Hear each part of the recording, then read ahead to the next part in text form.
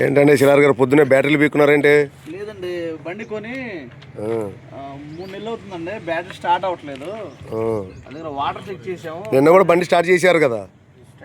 Daily చేస్తున్నాం, ఈ రోజు ఎందుకని అవ్వలేదు, అందుకని తీసి చూస్తే వాటర్ అయితే ఉంది. బ్యాటరీ అదో కంపెనీ ఇదో కంపెనీ ఉంది అంటే పోయినప్పుడు రెండు ఇదే కంపెనీ వేసి ఉంటారు, పోయినప్పుడు ఇది మార్చుంటారండి అంతే. ఇప్పుడు బండి కొని 2 నెలలు అయింది, అయితే తీసిన స్టార్ట్ అవ్వట్లేదని 2 నెలలు అవుతుంది.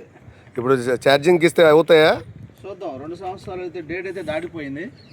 ఛార్జింగ్ ఇచ్చి చూద్దాం, నిలబడిందంటే అప్పుడు రన్నింగ్ చేద్దాం, నిలబడదంటే కొత్త బ్యాటరీ వేసుకోవాల్సిందే. మరి తీసి కడుతూ ఉండాలిగా. ఇక రేట్ ఎక్కువ కదా బ్యాటరీలో గుజరాత్లో. ఏం చేద్దాం, మరి తప్పదు కదా. 10,000 పెట్టి గ్యాస్ కొంటాం, తాడు కొనలేమంటారు కదా. అదే 20 లక్షల లారీ కొన్నప్పుడు బ్యాటరీలు 15,000 రూపాయలు అయితే నష్టమే ఉంది, వారు వేయాలి కదా, తప్పదుగా. అవునా కదా? వేయాలి.